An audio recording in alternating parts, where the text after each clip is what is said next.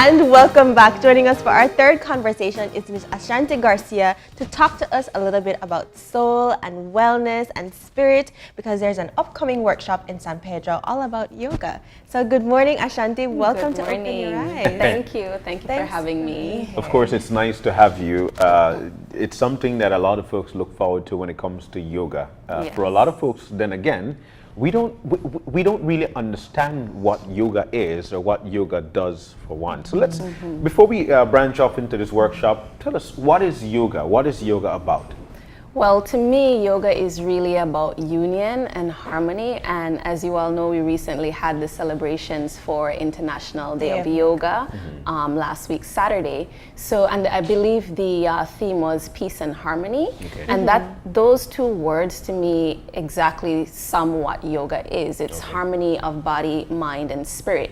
And to me, that makes the difference between like just doing exercise, which is usually just maybe physical and maybe a little bit of mental, but that spiritual aspect to me is what makes yoga different from other disciplines. And it's more than just the physical as well. It's the spiritual. It's about the soul, because a lot of people use it for meditating, to finding their center, to becoming more grounded. How can you, and there are many ways that you can do that. It's not just you have to have an hour, routine or an hour practice. I'm glad that you brought that up, because at my studio I actually teach, I have two 30-minute classes, and I find that people gravitate to, when they want to try yoga for the first time, they gravitate to 30 minutes, because for some reason I feel like people sometimes overestimate yoga and think that it's not accessible to them, that they're not flexible enough, they're not small enough. They look at me and think I'm so small and they're bigger.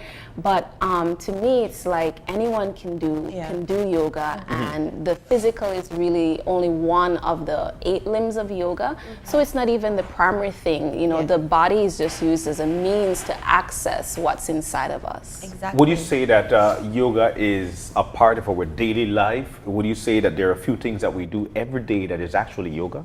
Yes, to me, that's the greatest value of yoga, is that we learn all these lessons on our mat, like, in terms of our posture, in terms of how we should treat our body and things like that. But to me, the greatest value is when you can take those lessons and actually implement them in your life. And I actually have a very unique style of yoga that is called Airbender Yoga, because most people know me as Airbender from performing and what's not. And what I try to do with this style is take all of the yogic principles. There are 10 of them. It includes things like truthfulness, non-violence, and you're practicing these principles on the mat. But then for the rest of the day, I encourage students to also keep practicing these things, not being violent, trying to tell the truth and stuff like that. So, and I see a change when people implement these principles in their daily lives. And I actually really love the theme, because it's science and soul. And for a lot of people, that sounds so juxtaposed. So apart from each other, because you have people who, of course,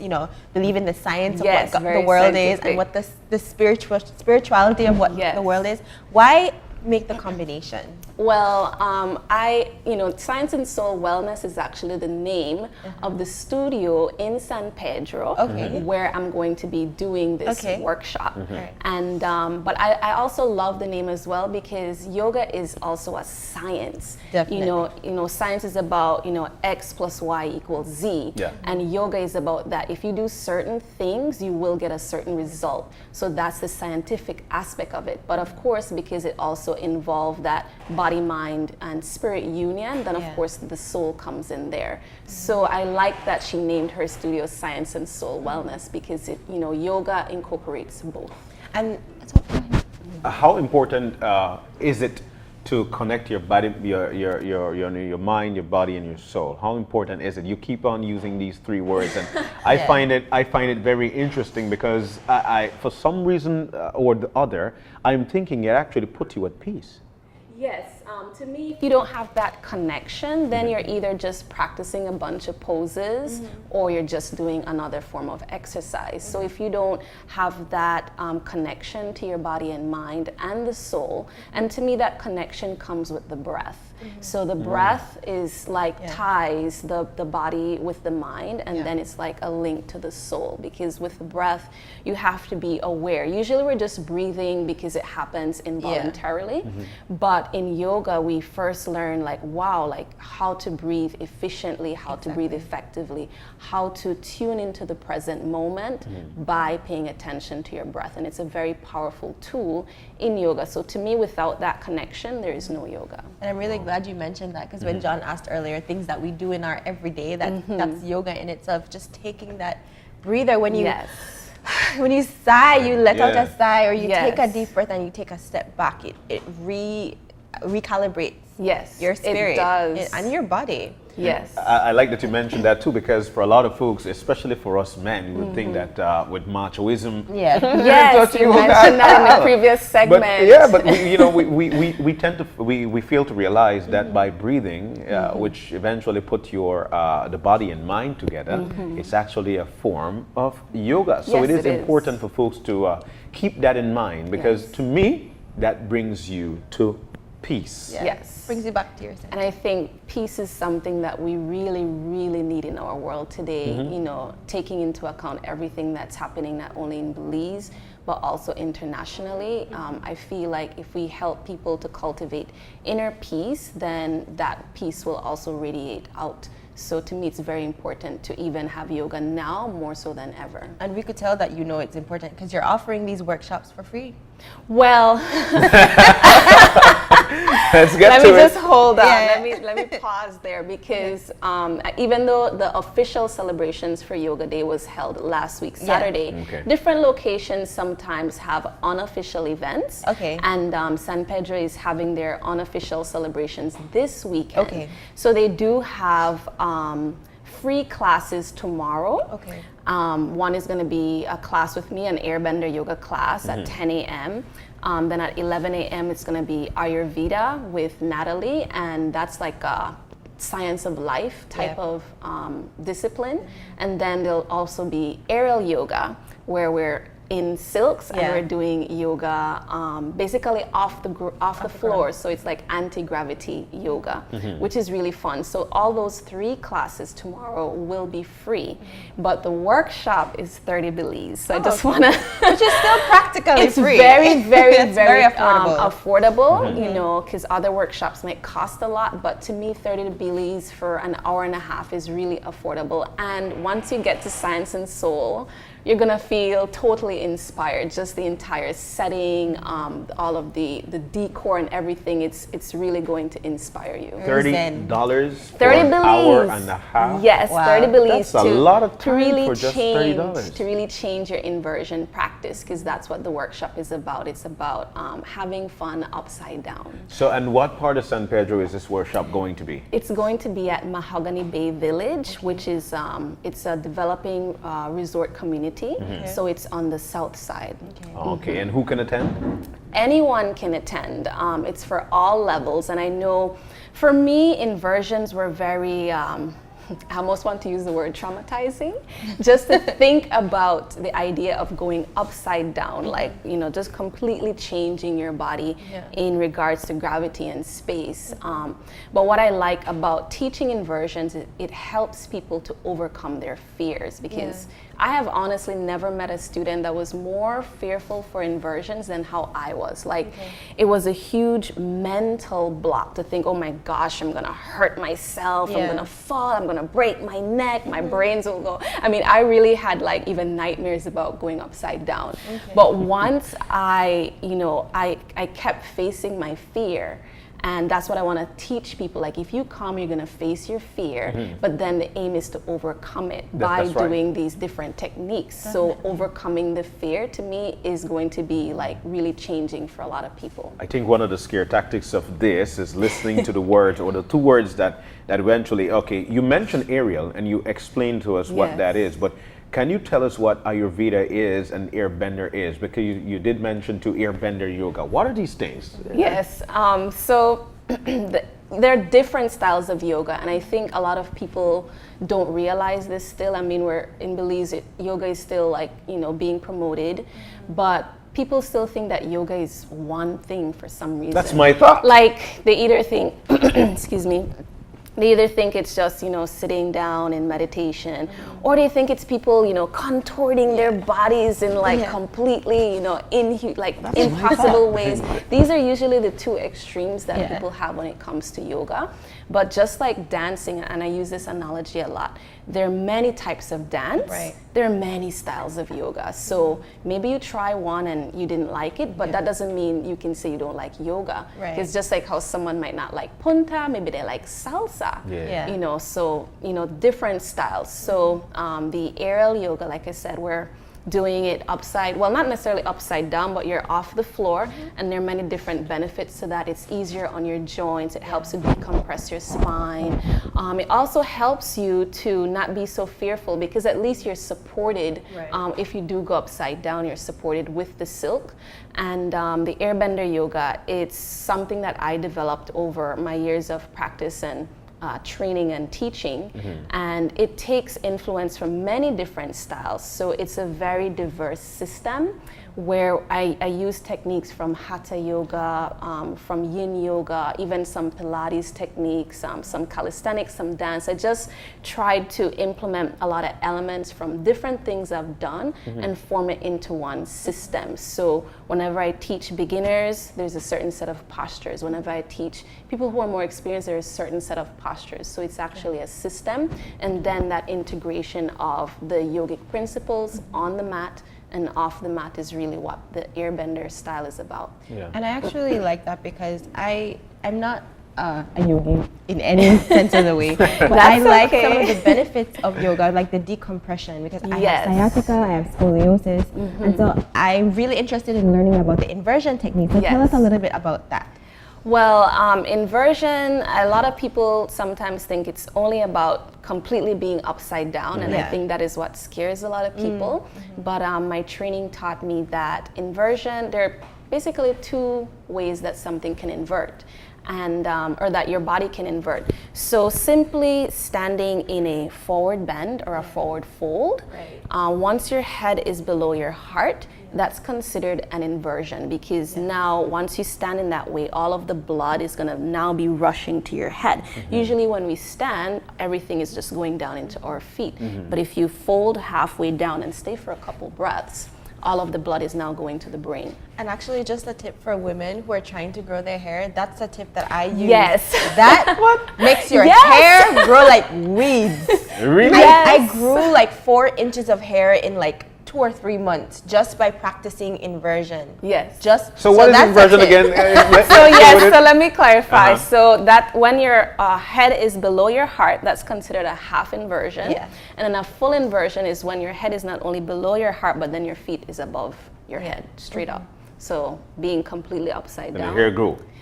It helps. It's specific. Yeah, it does. One of the benefits. Right, because the blood goes to your hair, and of course that stimulates the follicles, and that causes hair growth. Yes, it does. I actually said that in the natural hair workshop. I believe Sharon Pitts was on the show too, talking about it.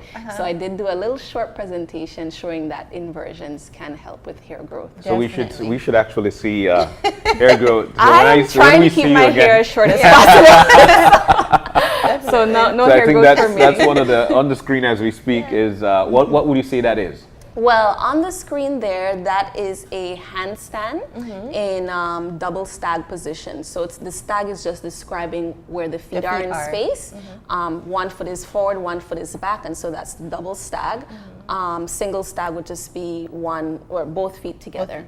Oh, okay. And of course, we have a little demonstration that we're going to get into, because of course. Ashanti is going to show us how to do some of these techniques, or if you want to be interested, do them on your own at home, how you could start that. Yes, right? for sure. All right, so you ready? Because we're ready. Yes, I'm ready. All right, so that's your stage right there. Cue over there. Yeah, so you could go over that side and show us exactly how to, when to, what to. So right over here. I'm not sure if you should take the microphone. Well, I'm not sure if you'll do any handstands.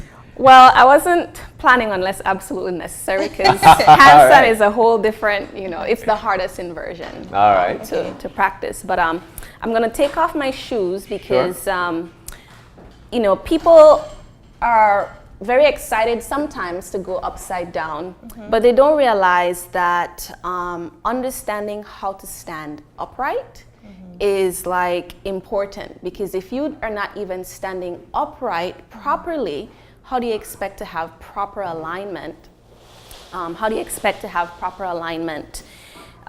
If your body is upside down? So okay, go a little bit more. To your left. A little more to your left. Okay. Yeah, there you go. All right. So yeah, so the primary standing pose that I'm going to be covering in this inversion workshop is what is called mountain pose or Tadasana. And this is where a lot of people learn that they stand incorrectly. So we start at the feet, right? Because when we're standing, the feet grounds us. But when we're in an inversion, the feet are completely up into the ear. So getting people to learn to keep their feet flat, having all the toes facing forward. And the other element that I'm going to incorporate in this workshop is helping people to really engage their muscles. Like, especially as women, we don't tighten our muscles enough. So when you're inverted, that muscular engagement is going to help you to stay balanced, because that's one of the most difficult things in an inversion is how do you stay balanced? But if you're recruiting all of your muscles, you're lifting your kneecaps, and you can probably see some of the difference between relaxing and engaging. So right now my knees are relaxed, but I'm lifting the kneecaps now, which kind of semi-engages my thighs. But now I'm gonna really, really tighten my thigh muscles to the point that they kind of burn. And that's what you wanna feel kind of when you're in inversion to help you stay balanced. And you're doing the same with your glutes. You're gonna really tighten your glutes together, pull them in, and then stand nice and tall and straight. And a lot of people sometimes they have like, their backs are a little bit off balance because either they're tilting and creating a compression in their lower back, or they're slouching. So this pose helps you to learn to tuck your tailbone enough so that you're standing tall and at attention. So once you have that position and understanding of this pose, it's going to help you to revolutionize your inversion practice. And people might think, like, what does this have to do with going upside down? But it has everything to do with upside down. Because if you can stand straight, then you can invert and be properly aligned. So that's the first thing. When it comes to inversions, headstand, supported headstand is the easiest to learn. So it's supported because you're not just gonna be only on your head. You're gonna be the weight is gonna be on your forearms. Yeah. So the hands are here to support the head. Now I'll do a little bit of a demo. So if you've never been upside down before, initially you will feel a lot of pressure on the head. This is normal because you're not used to going on your head, right? Yeah. But with practice and with the proper support, you can place like something like a folded mat or a towel on the floor. And then once your head gets used to that pressure, then you're gonna learn how to I don't have any mat, so I'm just gonna go straight into it. Now the way that the arms are aligned, very important. You wanna make sure that you're not splayed out, or else you lose your foundation with your base, because your base is here, and then the top of the head. So once you have that there, and it's very important for people to understand that they're pushing away from the floor with their arms. So you don't wanna, when you're down, you don't wanna go too far forward. You wanna keep your shoulders directly above the elbows, and then place the very top of your head down, right? Yeah. And then there's a little test to make sure that you're safe. So like moving the head left and right, will help you to not be too stiff with your head. And then press down through the forearms, and then lift the knees off the floor. So that's like a half headstand already, and that's very accessible to like everyone. From here, and of course they'll be at the wall, but I'm just demonstrating it here. From here, there are different ways to enter. The way I learned at first was lifting one leg up and then the other. Now again, I'm really, really engaging my legs, flexing through my feet, squeezing my glutes to then stay up. Oh. Take a couple breaths and then come down one leg at a time. So that's a basic headstand demonstration. Not in a million years for me. But there are various ways that you can enter into a headstand. Yes, there are various ways. So like I did the traditional way is kicking up or lifting up one leg at a time. That does require some hamstring flexibility. Yeah. So if your hamstrings are tight, one way to enter is what is called a tuck. So a tuck is where you would, bring your thighs instead of, you probably will start with knees bent if you don't have flexible hamstrings. Yeah. And then like lift the foot towards the butt, keeping the knees bent, and then do the same here. Yeah. And you don't even have to go all the way up because your feet are still above your head. Yeah. So that's still considered an inversion. And then you could either go one leg at a time, or you can do both legs at the same time. And really flex those feet. So that's one way you can come up if your hamstrings are tighter. All right. Definitely. Yeah. And there are so many medical benefits for doing a headstand. It's not it's not just impressive. No, there are lots of benefits, and one is energy. It really, really energizes you. So usually after some time of eating lunch. Yeah. In Belize, we tend to get tired or sleepy. I used to experience this when I actually had an office job, and I would go into the bathroom, take a little 5 minutes bathroom break, and I would actually invert in the bathroom. Oh. I know it sounds crazy, but if you take a couple breaths in a headstand, even the half headstand, because you have all that blood going to the brain, you're stimulating your brain, and plus you have to be alert. Yeah. I mean, there's no way you can just fall asleep in a headstand. So it forces you to be alert, you're breathing deeply, you get that energy to go back to your desk and keep alert for the rest of the day. That's what I used to do.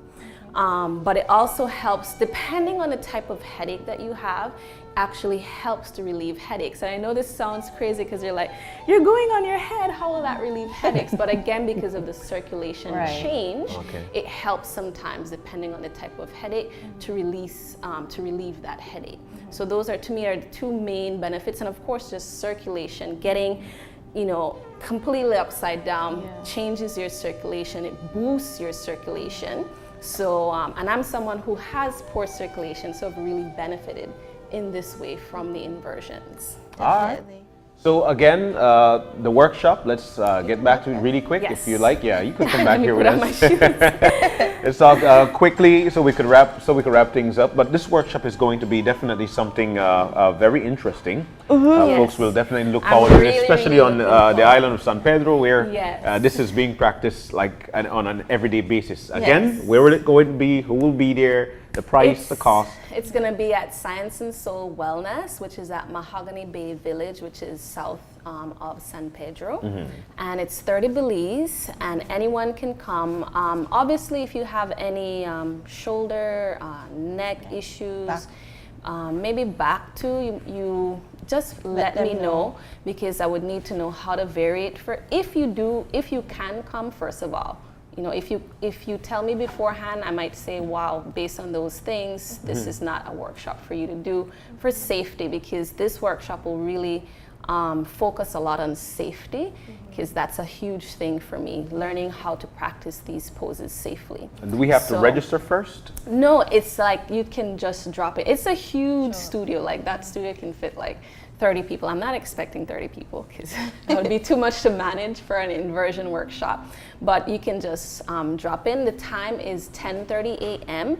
to 12 noon. So it's a later morning workshop. All right. Well. And definitely we want people to know where they can find your studio here in Belize City. My studio is right here in Belize City, located on the street directly behind Home Protector. So the exact address is 3739 University Heights, right here in Belize City. And they can find you on Facebook? Oh yeah, I think that's how most people find me on Facebook. My Facebook name is Ashanti Airbender Garcia, because there's also another Ashanti Garcia. So I just use the Airbender to distinguish. And you can message me, ask about classes, and different things that I offer. All right, Ashanti, it's so nice to meet you, and it's so nice to actually get engaged in what yoga is. And so I'm sure folks will be looking forward to this workshop coming up tomorrow in La Isla Bonita. Well, Sunday. Sunday, actually. It's Sunday. Sunday, yeah, yes, okay. the workshop is Sunday. All right. The free classes are tomorrow, okay, but the workshop is Sunday at 10:30 a.m. All right, so Sunday, 10:30 a.m., San Pedro, only $30. It could fit about 30 people. So it's big, but yeah. Got you. But again, Ashanti, thank you so very much. I'm sure we should have you sometime soon on the show again. It's a fun Friday, actually. So you could eventually show us some more moves. But of course. What a wonderful Friday it is. Definitely. When we come back, of course, it will be for the wrap-up. Stay with us.